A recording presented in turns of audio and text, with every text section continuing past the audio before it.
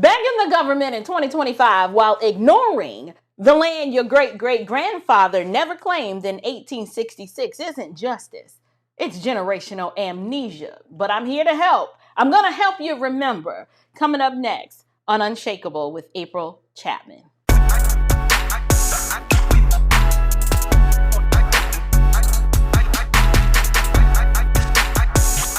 Grace and peace, you guys. Welcome to Unshakable with April Chapman, where we boldly break down the social, cultural, political, and theological foolishness from a biblical perspective. I am your host, April Chapman, and listen, y'all know that I don't mind rustling feathers. And so today's episode is not going to be any different. Yes, I'm coming for the reparations narrative, and I'm bringing the facts, the fire, and the Homestead Act receipts to prove it. Because here's the truth. If we're going to talk about what's owed, right? We've got to be honest about what was already given. And in many cases was refused, squandered, or flat out walked away from. So today we are going to dig in. So the first thing I want to do, I want to teach you guys something that the history books may or may not have covered, depending on where you went to school. I'm a homeschooling mama, and this was in my children's homeschool curriculum, and I was quite upset when I had to learn on my own this information because it was never taught to me. But in 1862, President Abraham Lincoln, he signed the Homestead Act. And this act offered 160 acres of land to anyone, including freed Black Americans, who was willing to develop and farm the land for 5 years. Now, fast forward to 1866. I've talked about this on my show before. Congress passed the Southern Homestead Act, which opened up 46 million acres in the South, specifically for freedmen and white unionists. Now, this wasn't some charity. This was a call to work, to build, and to own something real. Now, hear me clearly. This was an enormous opportunity. And despite Democrat-sponsored sabotage, it is recorded that at least 5,000 freedmen did take advantage of this chance. Now, that is no small thing, considering the level of Democrat hostility that they faced. It proves that where there is will and courage, that there is a way, even in a hostile system. Now, before I break down how the opportunity for reparations was squandered by not all, but most, I first need to honestly deal with the wickedness of the Democrat Party. Y'all know these jokers haven't changed a bit. So what I want to do is talk about just a few of the ways that Democrats did what they always do, and that's oppose real progress. So number one, here's just a few ways that they opposed it. You had congressional opposition to the Freedmen's Bureau. The Freedmen's Bureau was created in 1865 by Republicans to aid newly freed slaves with housing, education, employment, and legal support. Remember, these men are fresh out of slavery, and our legislation, they recognize that these individuals are going to need a little bit of help. There's nothing wrong with that. Legitimate help was needed. So, Freedmen's Bureau was formed by Republicans. Well, the Democrats in Congress, you know how they do. They the do-nothing Democrats. They never do anything of meaning or value that actually helps other people. The Democrats in Congress vehemently opposed the Bureau, and they labeled it, oh, this is unconstitutional, this is wasteful. And then they even had the nerve to say that the Freedmen's Bureau was a tool of Northern radicalism. So in comes President Andrew Johnson, a Southern Democrat who succeeded Lincoln. Lincoln, to this day, I wish if he was still alive, he would probably say that that was one of the worst decisions he ever made by making Andrew Johnson his VP. But hindsight's 2020. He did so thinking in good faith that I could have me this Southern Democrat as my VP and it would help unite the country. Wrong. He a Democrat. Abe, you should have known. You should have seen this one coming. But anyway, President Lincoln is assassinated, and then the Southern Democrat, he vetoed the bill to extend the Bureau in 1866. He claimed that, this is just going to give too much federal power and create dependency among these newly freed blacks.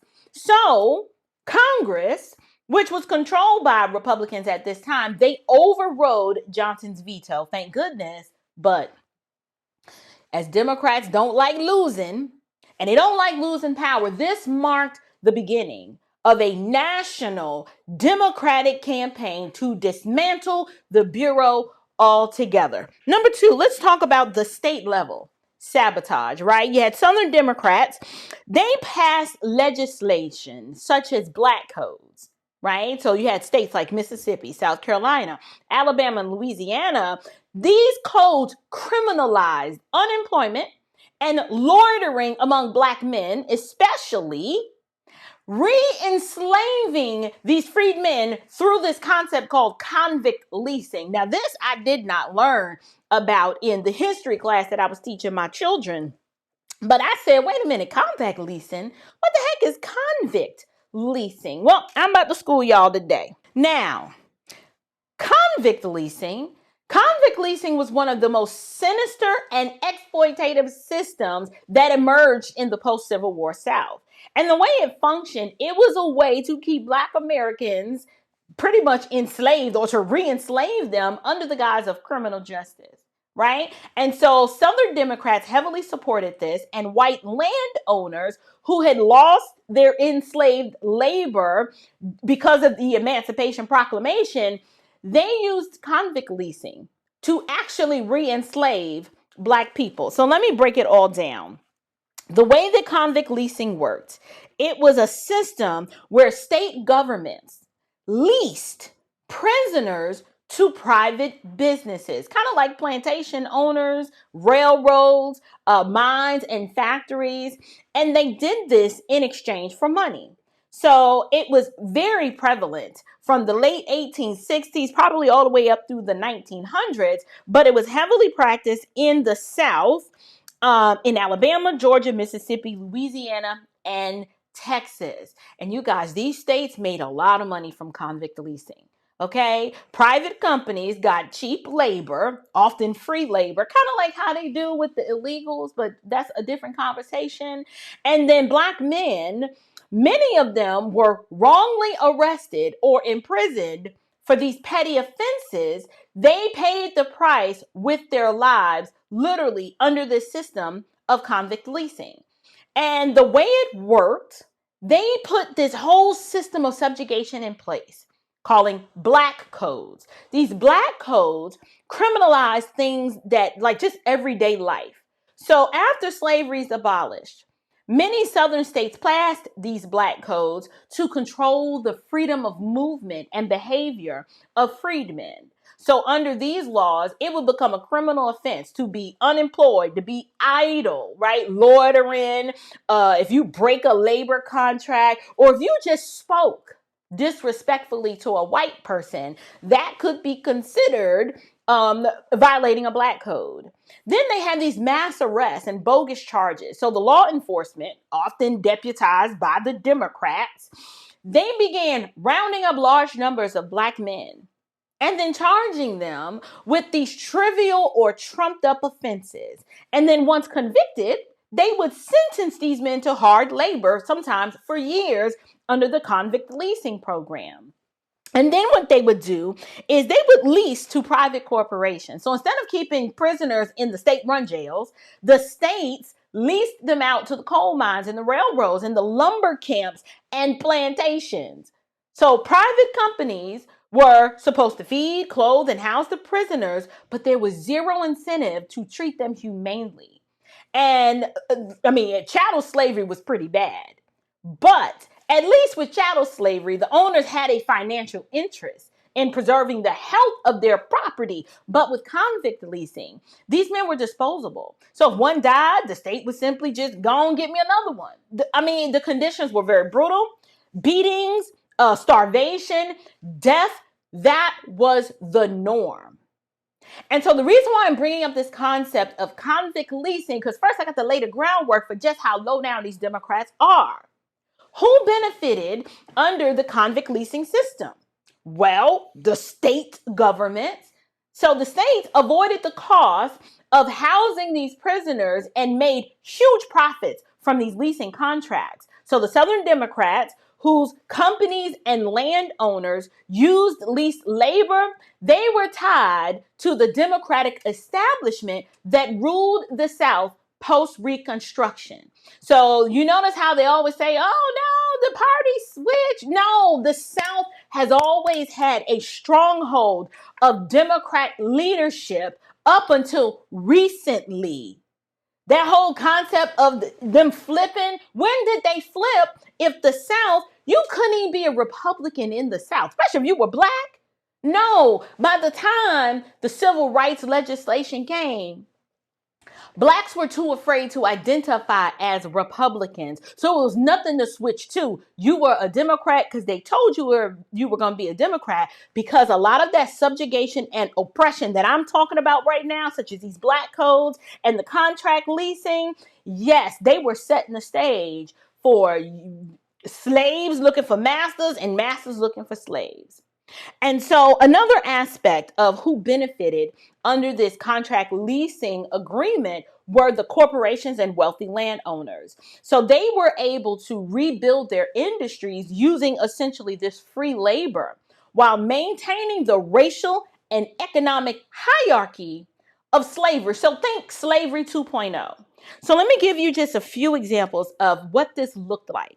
Let's take Alabama, for example. By the 1890s, over 90% of Alabama's convict leasing revenue came from leasing black prisoners. U.S. Steel, which acquired the Tennessee Coal, Iron, and Railroad Company, was one of the largest beneficiaries. Then you had in Mississippi, Parchman Farm. Now, though Parchman Farm was technically a state-run prison, Parchman operated like a slave plantation into the 20th century, where the black prisoners worked the fields under armed guards. And in my beautiful state, the great state of Georgia, you had chain gangs. Chain gangs became a common form of punishment for black men who were leased out for railroad work under these torturous conditions. So, why does all of this matter today? Why am I bringing this up? April, I thought this video was about reparations. Well, it is. We're going to get there, but convict leasing, it shows us how quickly the system of slavery evolved into a system of mass incarceration, particularly for Black Americans. And so, yes, the 13th Amendment abolished slavery except as punishment for a crime. And so because of that, the southern states, Democrat-controlled southern states, they didn't waste any time exploiting that loophole. So the next time someone says, well, Black Americans received nothing after slavery, what I want to do is I want to demonstrate, yes, they did. The system, it gave the Homestead Acts, it created the Freedmen's Bureau, but that Democrats were the ones who clapped back with the black codes and the convict leasing and the racial terrorism. All of this is going to lay the groundwork for what I want to talk about today. These laws, they were in place to undermine the Freedmen's Bureau's efforts to place freedmen into fair employment contracts. And what it did was it legally bound them to these forced labor arrangements. Number 3, there was a lot of violence against the Freedmen's Bureau. You had the military arm of the Democrat Party called the KKK, which was founded in 1865 by ex-Confederates who are now Democrats. They regularly attacked Freedmen's Bureau's agents. So, let me give you an example. Pulaski, Tennessee, Meridian, Mississippi, and other southern towns, the Freedmen's Bureau, the agents, were harassed, beaten, or killed. And then the schools that the Freedmen's Bureau built for the blacks, sometimes they would burn those down. Then, with the Freedmen's Bureau, you had courts and schools that became prime targets. Why? Because the Democrats viewed them as threats to white control.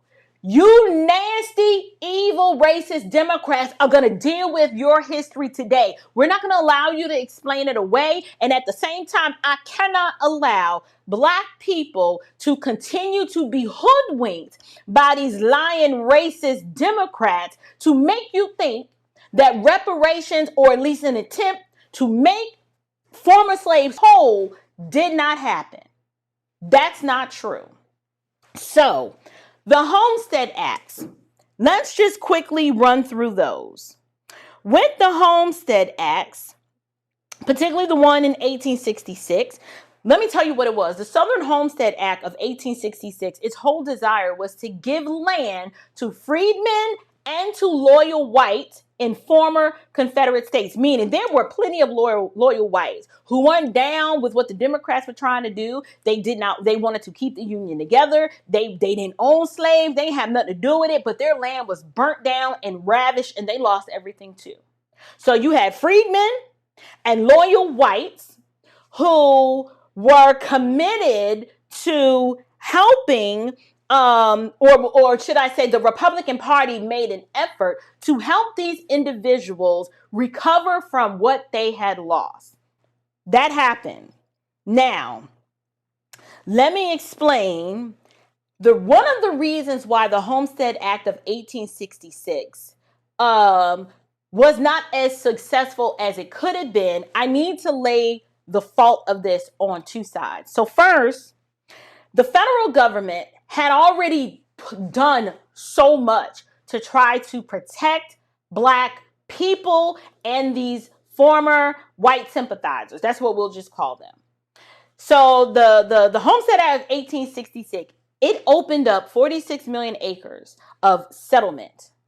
And local Democratic governments in states like Mississippi and Alabama, obviously, they didn't do anything to enforce it. This is why I'm always saying you cannot look to the government to save you. You got to go out here and get it for yourself, right? So there were local land agents, many of whom were white Southerners who were loyal to the Confederacy.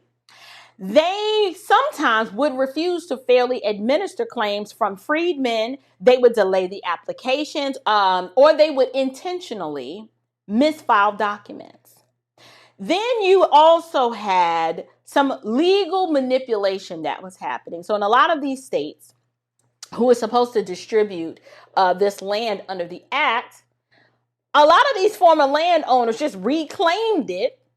And then Andrew Johnson was so lenient on them and gave many of them amnesty. So a lot of the reclaimed lands were technically eligible for redistribution, but the Democrat-controlled courts often ruled in favor of the former plantation owners and voided the homestead claims by many Black settlers.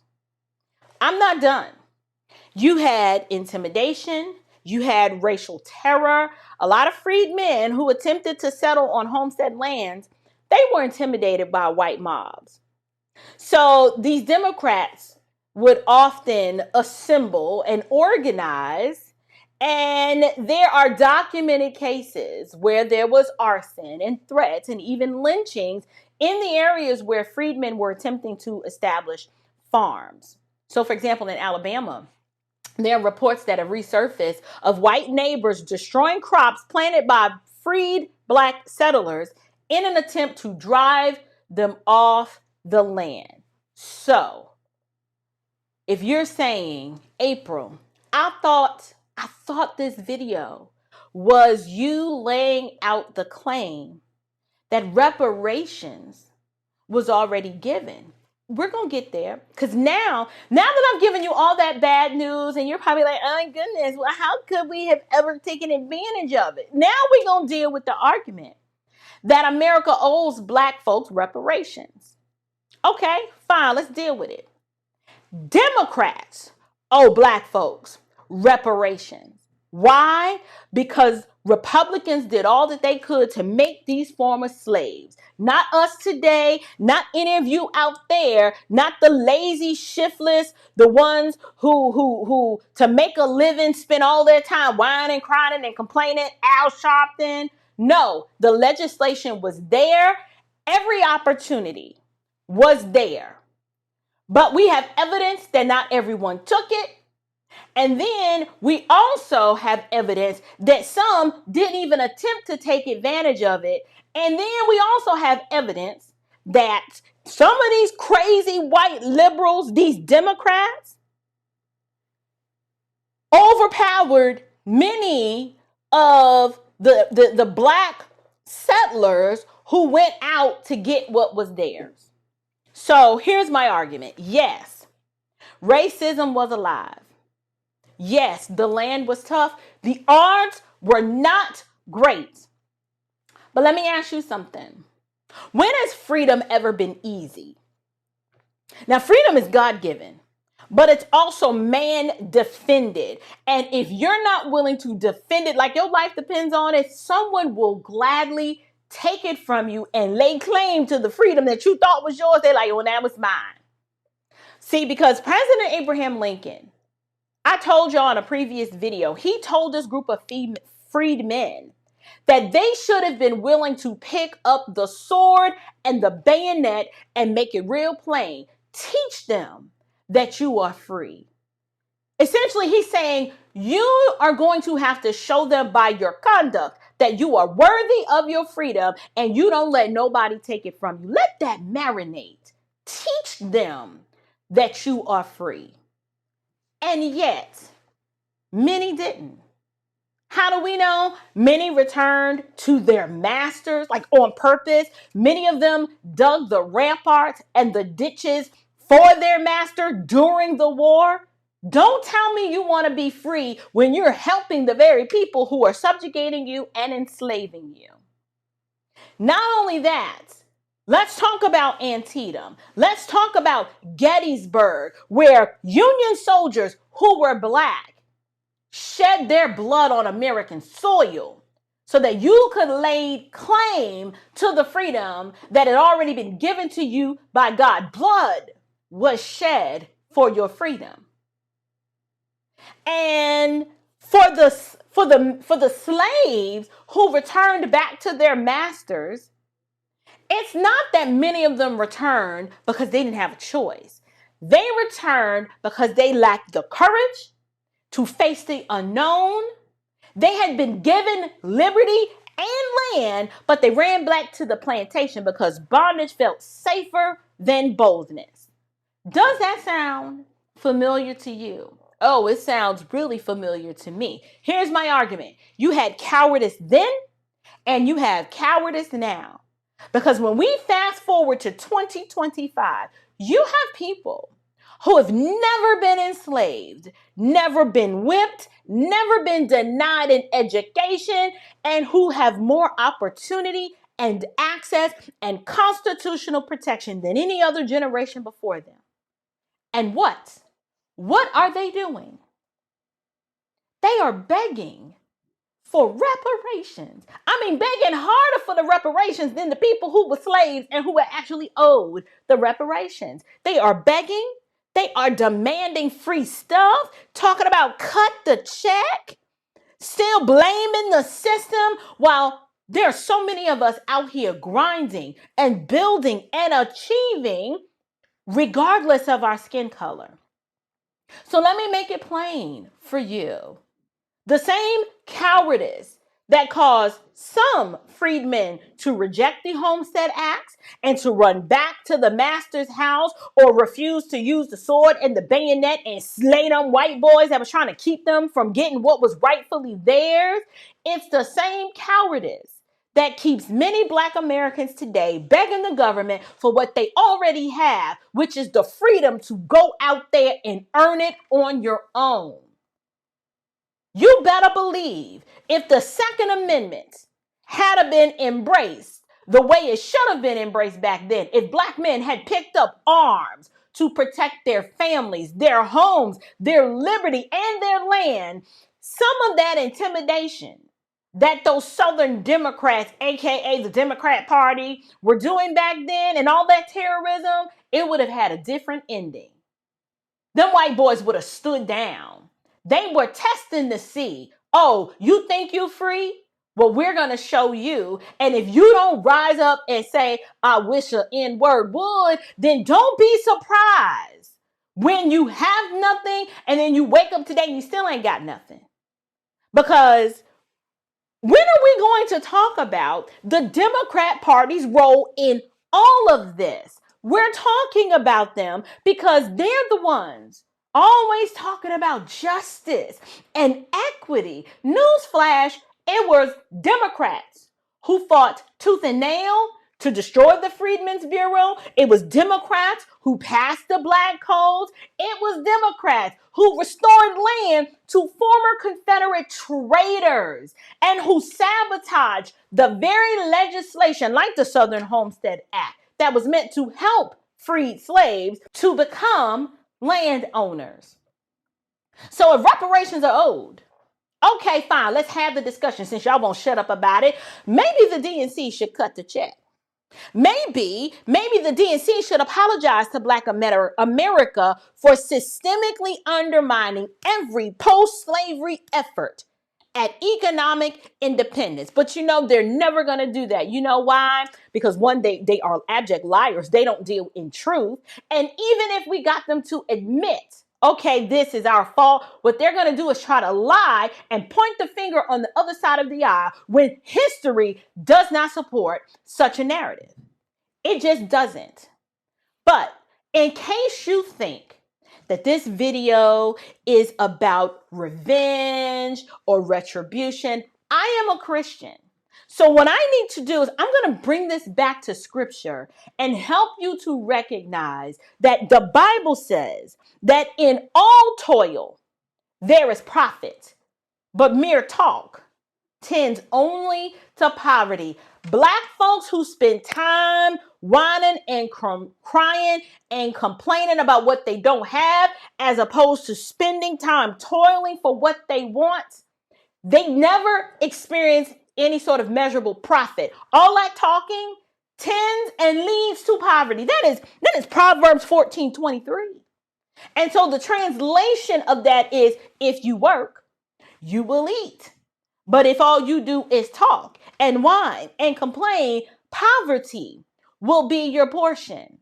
Listening to Democrats, poverty will be your portion. God never promised to make it easy. He promised that if you walk by faith, work diligently with your hands, and fear him, you will bear fruit. And so the Homestead Acts, no, they weren't perfect, but they were real. And the record shows that some, at least 5,000, had the guts to step up and claim what was offered because they knew it was theirs. And so here is the bottom line of it all. I am happy. I am happy to have a conversation about reparations. Y'all want to talk about reparations? Fine, then let's have a grown folks conversation about reparations. Because see, I know the buzzword reparations is getting thrown around like confetti every election season, especially when the Democrats are fishing for black votes because, you know, they got the deep sea dive for them these days. But suddenly it's, we owe you. Let's cut the check.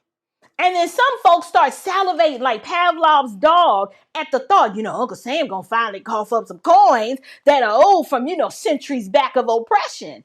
But here's the problem. I just laid out for you that the reparations train already came, it already left, and spoiler alert, a lot of our ancestors didn't get on board. We need to deal with that. We need to make amends with that The cowardice of it all needs to be dealt with, and laying fault at the feet of the Democrat Party. Yeah, we need to deal with that too. So while all of these modern activists are crying foul and demanding restitution, they keep conveniently skipping over their own history. That's how I know this is all smoke and mirrors, because no one, and I mean no one from the Congressional Black Caucus, including Jasmine, my lace front is always lifting Crockett, she will never voluntarily debate me or Byron Donalds on these inconvenient truths. We had the Homestead Act of 1862. We had the Southern Homestead Act of 1866. These weren't pipe dreams. In fact, it was more than the 40 acres and a mule. These were tangible, legally binding efforts to offer land, aka generational wealth, to freed slaves and impoverished Americans. And guess who spearheaded that effort? Republicans. Yes, the very party that was fighting tooth and nail to help Black folks actually build something after slavery, while Democrats were busy trying to burn it all down just like they're doing today. Reparations were attempted, not through a government handout, but through land ownership, economic opportunity, and federal legislation. That is our history. And so while some took the opportunity and made something of it, a whole lot didn't. It disappoints me that more didn't. And a lot of it was because of fear, complacency, dependency. The past offered a real hard-won shot at freedom, but many let that window close. So no, this generation, you're not owed anything. What we need is not another payout. We need truth, responsibility, and the boldness to stop begging and to start building. Who is standing in your way from building what you want? You. And if you live in a leftist city, you need to look at Democrats for sure. For even still today, even in spite of that, you can still do for yourself. But let's have an honest discussion about the opportunities at reparations that were given, how some absolutely took advantage of it, and how most do what they do today, wait for somebody else to do something for them because it's too hard. I mean, they may lynch us, okay? Where's your sword and bayonet? Take it up and slay. I hear all these Black women out here always talking about slay. No, what you needed was for your ancestors to literally slay the enemies who were standing in the way of the liberty that God had already granted to them. And then maybe, just maybe, you wouldn't be a Democrat today. But who knows? I don't know. I can tell you what I am tired of. I am tired of the weak-minded mindset that leads so many of my people to believe that if we just keep standing in line, waiting for them to give us something that we believe we are owed, that everything in our life is going to change. Nothing in your life will change until you change, until your mind is renewed and you make up in your mind that God has given you everything that you need for life and godliness this side of heaven, that there's nothing being withheld from you. Until you get your mind settled on that, and until you acknowledge that it's the Democrats who are the toxicity that continues to poison you and your bloodline, nothing's going to change for you. Keep voting for them if you want to. This is why I don't have no sympathy for you. I don't feel sorry for you. And I sit on this platform and I disseminate this truth with the passion that I do. Because I know you don't really know the truth of what actually happened. And these Democrats will stand there and lie to you and bait you like they're really going to give you some reparations, as opposed to them acknowledging that, well, the opportunities for reparations were given plenty of times, and the Republicans were legislatively and judicially and just militarily trying to provide it, but it was us. This is their heritage, people. The Democrats have always been the ones who were subjugating and oppressing and bullying to keep progress from happening. And they're the same party today still up to their old tricks. Now, they just do it draped in blackface. But what do you guys think? I'm curious to know what you think. Like, do you believe that the information that I've presented in this episode explains a whole lot?